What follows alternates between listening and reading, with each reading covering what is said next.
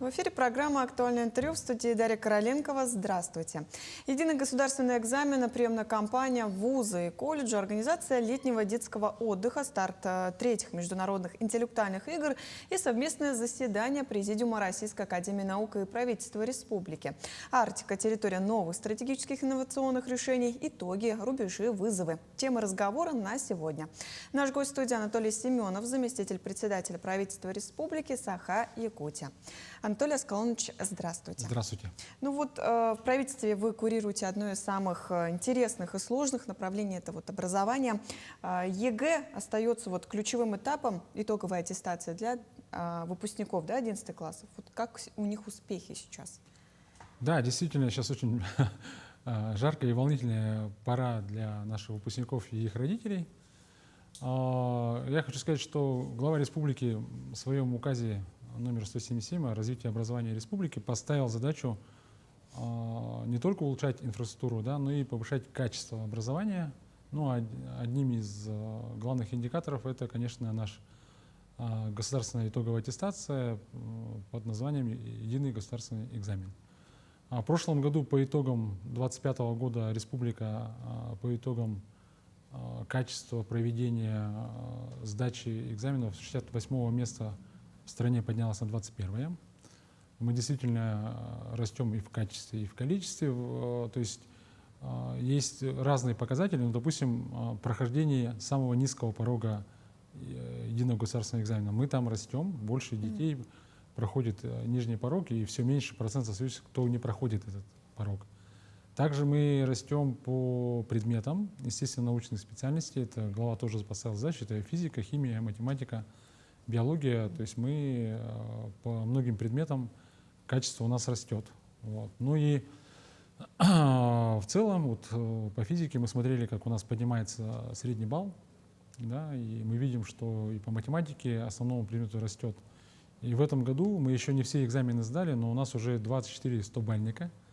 Да, осталось еще несколько экзаменов, таких как информатика, иностранный язык, биология. Я думаю, что еще есть 8-9 июля будет возможность пересдать. Я думаю, что у нас еще будут 100-бальники. И в этом году уникальный у нас результат. У нас по русскому языку 9 100-бальников.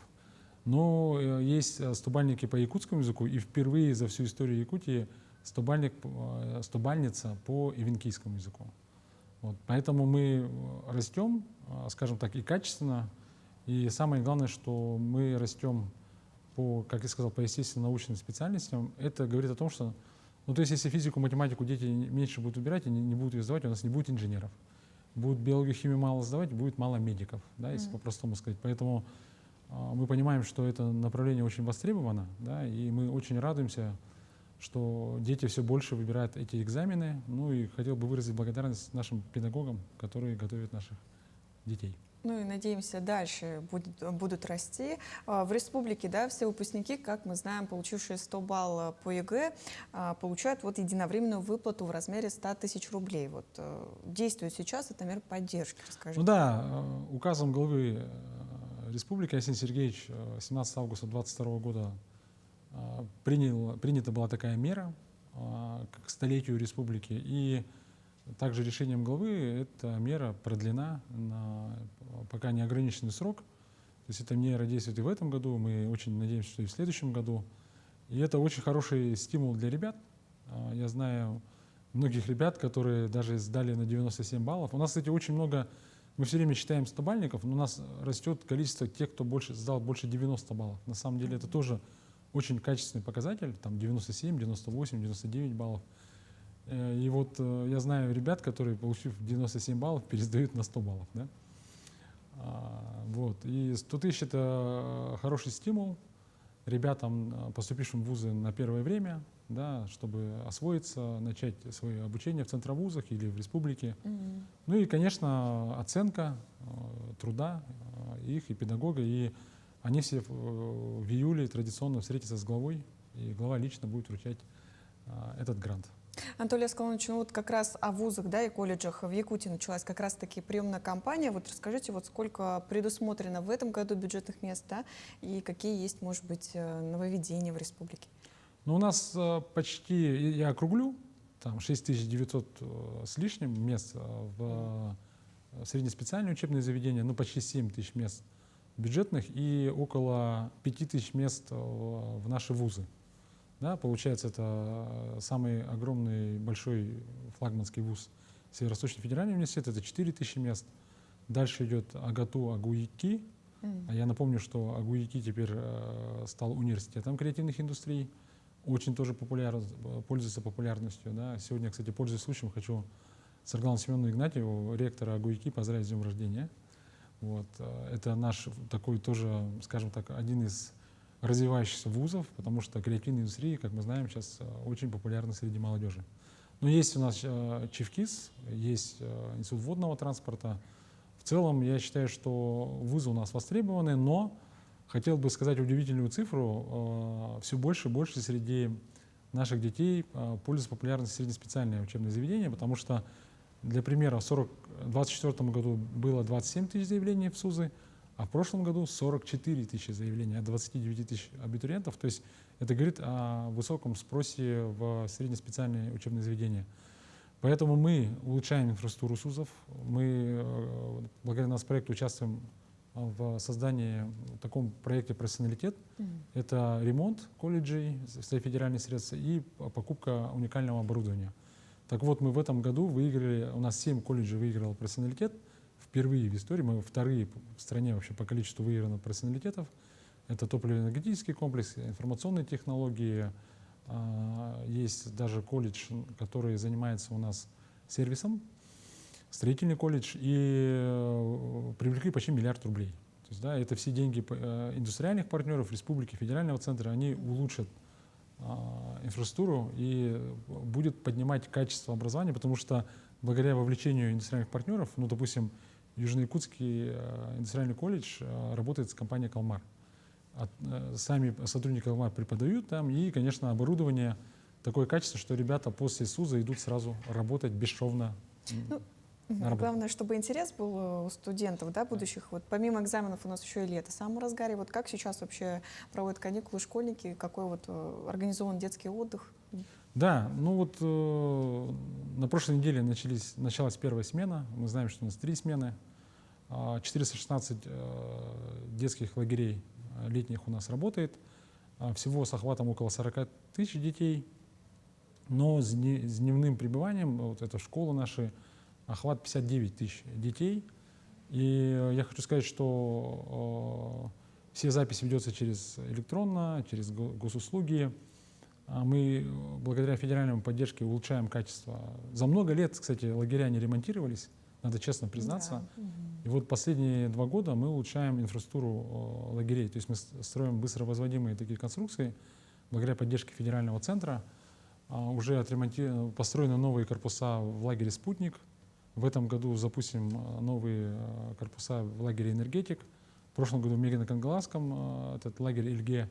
Ну и вообще еще 9 лагерей мы будем обновлять. Это в Сунтарском, Горном, в Нюрбинском, Алекминском районе. То есть мы целенаправленно, наконец-то, улучшаем. И я вот был в новом корпусе, там, в «Энергетике», там благоустроенный, с душем, с туалетом, с кондиционерами. Очень классные корпуса. И, конечно, мы смотрим на то, чтобы готовить вожатых. Это очень важно.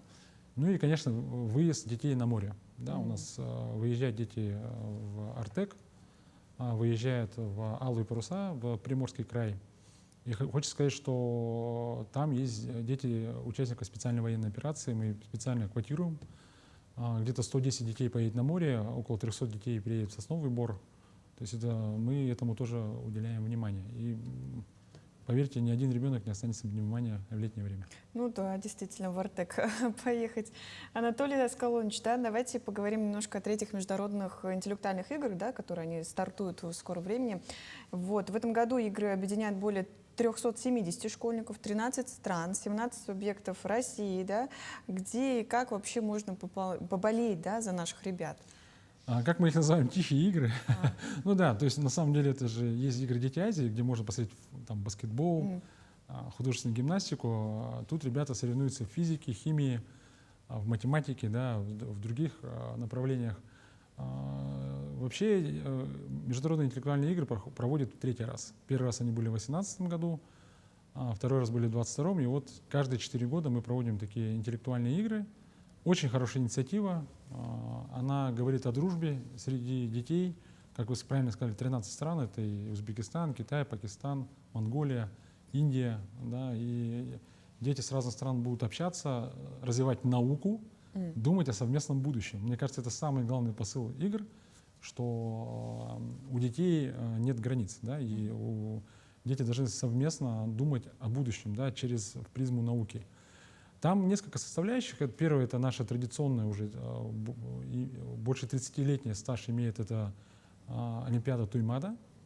Да, она давно проводится в Малой академии наук. Также проводится у нас Science Fair, это такое соревнование научных работ. Вот. Также будут будущие дипломаты. Вот уже сегодня первая делегация в Якутск прилетела, именно сегодня приехала первая делегация, в том числе из Китайской Народной Республики. Будет работать Кискилл, детские студии будут юнкоры работать, приедут педагоги с разных субъектов, там 17, по-моему, регионов. Ну и в целом открытие будет 2 июля в культурном центре СЛФУ, а закрытие будет 9 в музее «История. Моя Россия». В общем, в открытых источниках будем болеть. Ну да, но на самом деле, конечно, можно, есть сайт, можно на нем посмотреть внимательно. Мы будем с помощью, в том числе нашей Якутии-24 НВК САХА, освещать, внимательно надо смотреть. Это будущее, может быть, Нобелевский лауреат. Анатолий Аскольевич, вот в Якутске, да, состоялось еще одно значимое событие. Это вот Президиум РАН и правительство республики, да, Арктика и территория новых стратегических инновационных решений. Вот каковы сейчас итоги события? Вообще, я хочу сказать, что это историческое событие. Мало кто знает, что у нас в прошлом году было столетие комплексной экспедиции Академии наук СССР. Это первая вообще комплексная экспедиция Академии наук 1925 года. 300-летие экспедиции Витуса Беринга. И было предназначено 400-летию города Якутска, который будет у нас в 1932 году.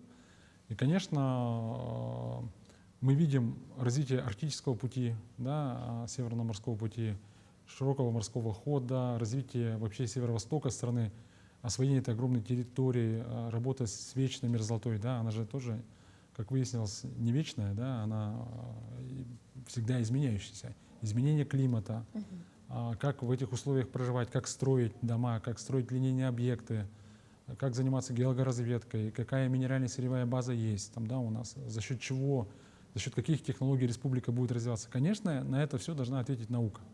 Я очень рад, что вот Арсений Сергеевич, встретившись с академиком Красниковым, президентом Академии РАН, договорились о таком мероприятии, потому что в нем принимали участие не только академики наук, академики нашей Российской академии наук, но и наша Республиканская академия наук, вот, да, наши научные центры Сибирского отделения РАН, университет наш АГАТУ, да, и все наши молодые ученые в том числе. Я хочу сказать, что будет резолюция, согласно которому будет такой документ, который правительство Российской Федерации и Республики возьмет в работу. Спасибо большое, что сегодня к нам пришли, рассказали подробную историю. Да, желаем молодым нашим ребятам успехов. Ну, я напомню, это была программа «Актуальное интервью». До встречи в эфире.